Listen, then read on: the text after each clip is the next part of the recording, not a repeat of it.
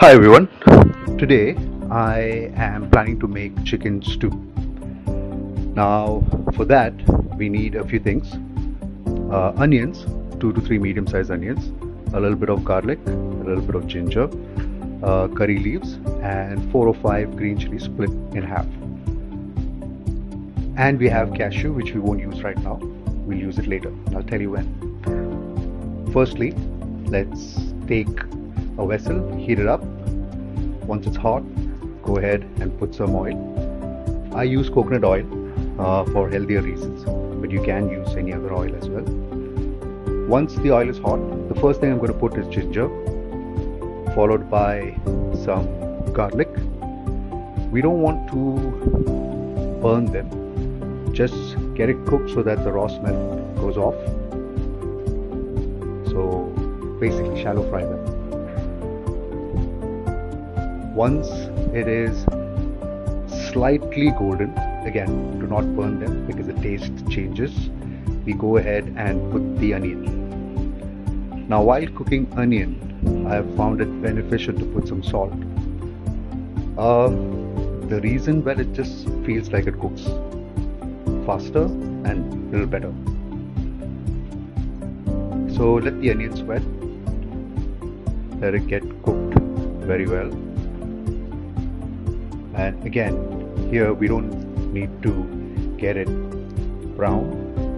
A little golden is fair enough. Halfway through, we would go ahead and put the curry leaves. Usually 3 sprigs is enough. Normally people put lesser than that, but I like curry leaves, the flavor it brings. And the green chilies as well. Now these are South Indian dishes. I'm actually from Kerala, but not born and raised in Kerala, so speaking in Malayalam is a little difficult, and that's why I'm sticking to English voiceover. But these are recipes that I've seen growing up and after I grew up as well, so this shouldn't stop me from sharing this with the world. Once you put the curry leaves and the green chilies, let it get cooked for a while. After this is cooked, and like I said, slightly golden, we're going to let it cool and then grind them. There's a reason why I grind them, especially my daughter doesn't like getting ginger pieces or curry leaves, or even for that matter, green chili while eating. It puts off the taste, so I usually grind them because I believe these are good for your health, especially garlic, ginger and curry leaves.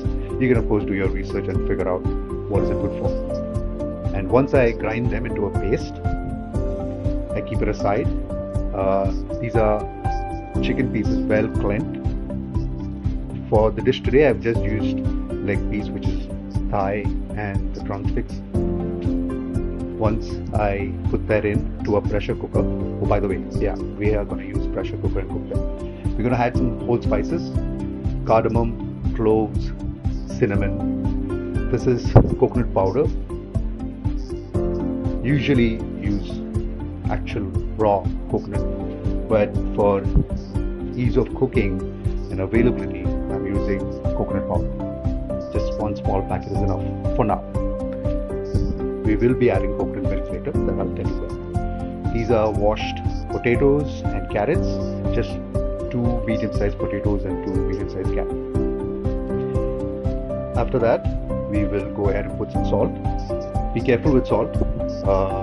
Make sure it's less at the beginning. If you need, you can always add more salt at the end. Put a little water, don't put too much because the chicken itself will release a lot of water. Now we're going to put the paste in. I usually have the habit of putting some water into the grinder and making sure that we get every last bit of the paste into the pressure cooker. Once we do that, we will go ahead and put some black pepper It's okay if the black peppers a little more, but not too much. Again, good for health. Pretty much everything is good for health. It's just that I like to see how healthy I can make each dish. After that, we put some garam masala. This is to be used sparingly. Do not put too much, otherwise the entire taste of the dish changes drastically. And sometimes it may not be good to eat them. It wouldn't taste nice. Let's mix it all up well enough. The chicken should get coated with everything. Everything will give out a very sweet coconut taste. Once we close the pressure cooker, I would say 2 to 3 whistles is enough. Max 3. More than that, the chicken will break apart too much. Now you'll see that after 2 whistles, this is 3 whistles. This is the state. Just mix it up slowly. Make sure that the chicken pieces don't fall apart. At this point in time, the chicken is really soft. If you want, you can just make sure that you have only 2 whistles. Wait for only 2 whistles. I just let it boil for a while. But what I'm going to do next is pour coconut milk. In my house, usually they take raw coconut, squeeze them, and get the milk of the coconut. But in this case, this is store-bought. So 1 packet or 1 glass of coconut milk. At this time, go ahead and switch off the stove or the gas, because if you boil it for too long, the coconut will split. We will lightly stir the entire dish, and at this point it may seem like the dish is a little watery, but believe me, if you let it rest for a couple of hours, it will thicken up, and you will see a snapshot of what it looks like once it cools down. So lightly stir them. Just make sure the coconut flavor is spread equally, and we're going to make sure that it cools down and it will thicken,